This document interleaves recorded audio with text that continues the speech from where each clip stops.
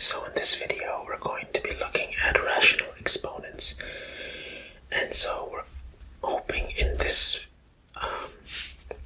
investigation we're going to basically try to use rational exponents and evaluate expressions containing them. So the first thing we're going to look at is this cube, in case it wasn't obvious. So the volume of a cube can be represented by saying x cubed, and the area of one of its sides can be x squared. You know, x times x, and x times x is the volume. So what we want to do here is basically, from our exponent logic and everything we know about exponents, is represent x in the form, or like as a expression of its volume or its area. So let's just try one. I know a equals x squared. So I basically want to represent x in a way, or like isolate x and represent x in the form of a. So one thing we can do is basically, the quick way to do this would be to square root both sides, and you're left with x equals the square root of a, which is also x to the power of 1 over 2, right? But if you wanted to do the full algebraic way, here's how you would do it. You can say x equal to a to the power of n, and I don't know what n is yet, but I know that a is equal to x times x, which, so by this logic, if a equals, if a of n equals x, and I have a equals x times x, so that means a is equal to a of n times a of n, a to the power of n times a to the power of n. And our exponent laws tell us that we're going to when we're multiplying exponents, we add them. So it's going to be n plus n, which is also a to the power of 2n. Therefore, I can say that on this side, when we have 1,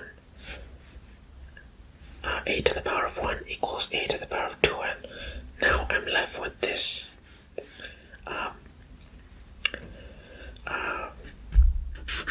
expression. So with 1 on one side and 2n on the other side, I can write this 1 equals 2n. And this expression, or this relationship, we can exploit it to find n, to isolate for n here. So if 1 equals 2n, that means n equals 1 over 2 if I divide both sides by 2. And therefore, x is equal to a to the power of 1 over 2. Oh yeah, sorry. That might have confused somebody. Somebody was confused. And you know, that is the same as writing that square root is basically saying to the power of half. And you know what? Let's look at the volume now. If we were to do it with the volume,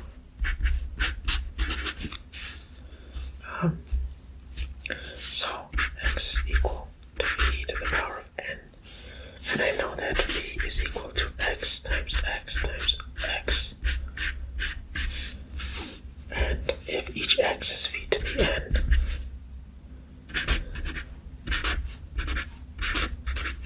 that's the same as writing v to the power of n plus n, which is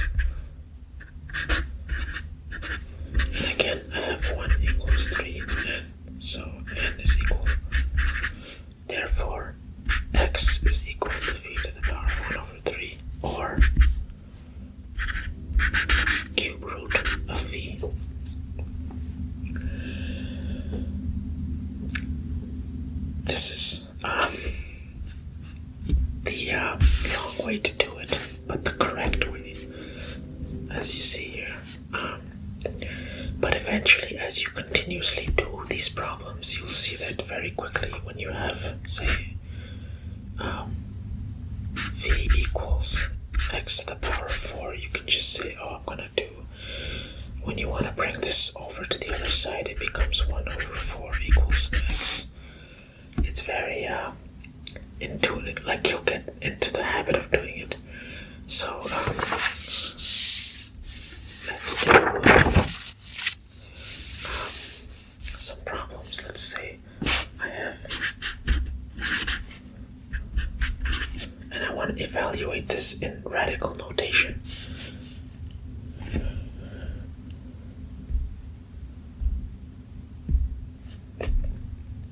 And if you remember radicals, well, you obviously do remember it. So let's use our exponent logic. So we remember this is 1 over 49 to the positive 1 over 2. And, you know, 49 to the power of half is the same as, say, root 49, which is 1 over 7. Simple as that. Let's do this one. Negative 8 to the power of 1 over 3. You remember how to do that. We have 1 over 3 is the same as our cube root. And we know that we're going to end up with negative 2. One thing that's very tricky here, that you have to wrap your head around is you can take the square root of a positive number. So you can do of any positive number and you end up with a positive or a negative number. That's fine. But a cube root, if you try taking the square root of a negative number, you're going to end up with an imaginary number. So that's something that we're going to learn much, much later. But yeah, keep that in mind. And when you do cube root, whatever the sign is, it's going to stick. So if you take the cube root of a positive number, you can end up with a positive number. If you do cube root of a negative number, you're going to end up with a negative number. And that is because, say in this case, we have a negative 2, right? Negative 2 cubed is basically negative 2 times negative 2 times negative 2. This times that will give me a positive 4. But I'm multiplying it by a negative 2 again, so I'm going to end up with a negative 8. So cube root of this will give me a negative 2. So remember that. And that goes for every odd root that you want to do. So even if you were to do a 5, you end up with the same sign. So yeah, keep that in mind. Let's see if I can get another one in.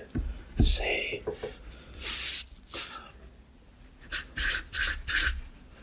10,000 to the power of 1 over 4.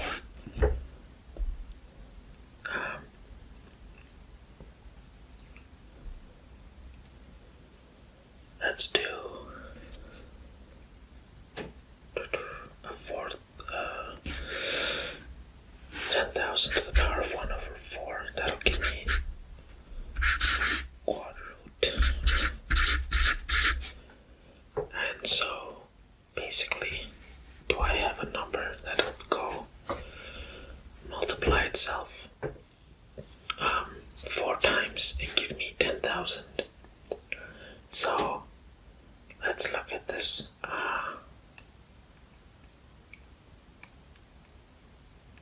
I believe it's 10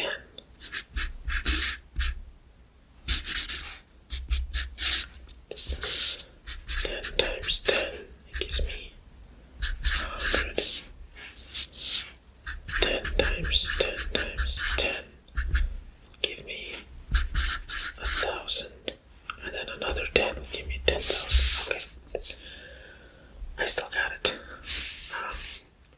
Let's look at just this one here. Say we have 27 to the power of 2 over 3. So, let's look at that. Let's break this down first. 27. I have this. 27 is also the same as saying to the power of 1 over 3 times 2. So, if I was to break this down, then I could break this into a power of a power. So I'm left with 27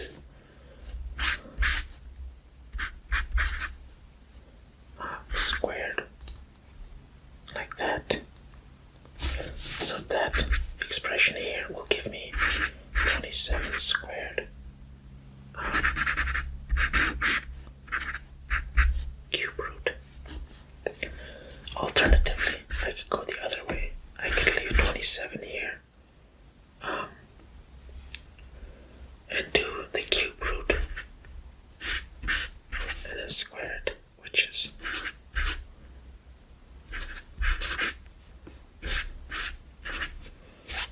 and I think this is easier than that. 27 squared is a huge number, which is 729, and that'll give me 9. But here, cube root of 27 is 3. So, same. I'm good there.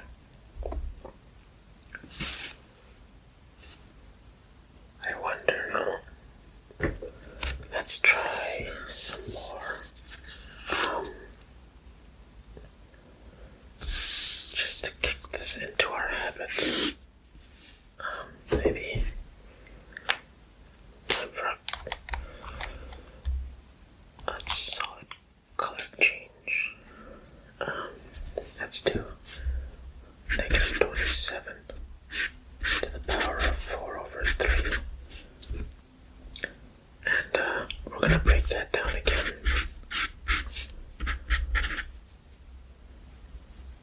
Times 4. So that'll give me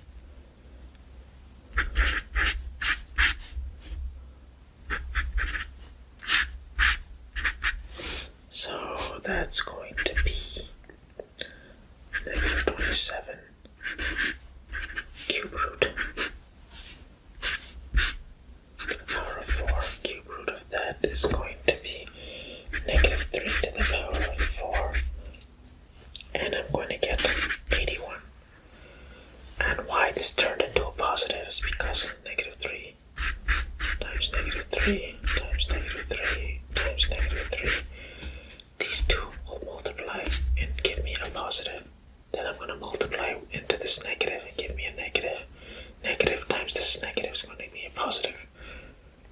So, the even amounts of times that I'm multiplying this value is going to give me a positive.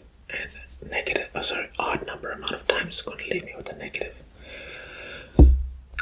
Let's do another one. Let's do 16 to the power of negative 0.75.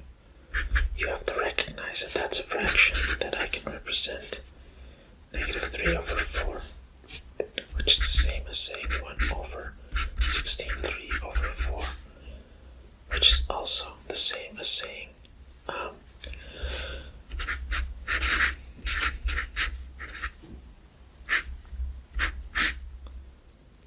and I know that that is going to give me a 2. Let me put that on the outside. So let me write it here.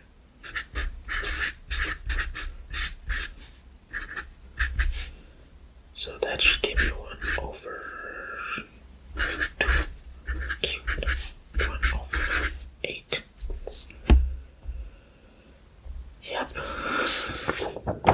I agree, this is very easy.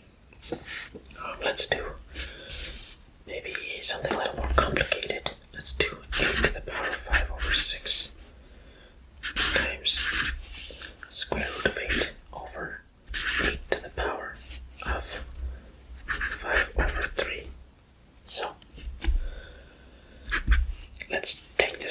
step. First off, 8 to the power of 5 over 6. That's 1. That 8 is to the power of half. That one is okay. So, multiplying exponents, let's add them. So,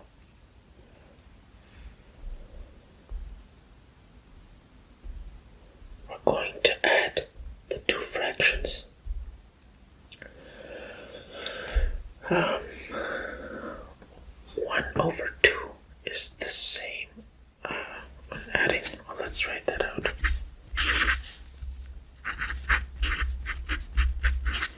1 over 2 is the same as adding 3 over 6.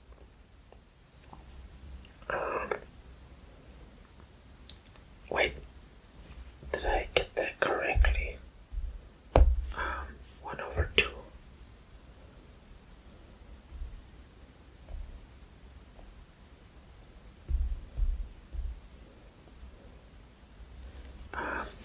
Wait, what is that? 5 over 6 plus 1 over 2 is the same as 5 over 6 plus 3 over 6, which is 8 over 6. Okay, 8 over 6 is going to give me 4 over 3. Okay, that's what I want. Over. So now I have this evaluates to 4 over 3. So I have 8 to the power of 4 over 3 divided by 8 to the power of 5 over 3. Dividing exponents is going to give me a subtraction of the exponents, so 4 over 3 minus 5 over 3. So I'm left with 8, I'm left with negative 1 over 3, which is the same as saying 1 over 8 to the power of 1 over 3, which is the same as saying 1 over cube root of 8, which is 1 over 2. Wow. All that evaluated to 1 over 2.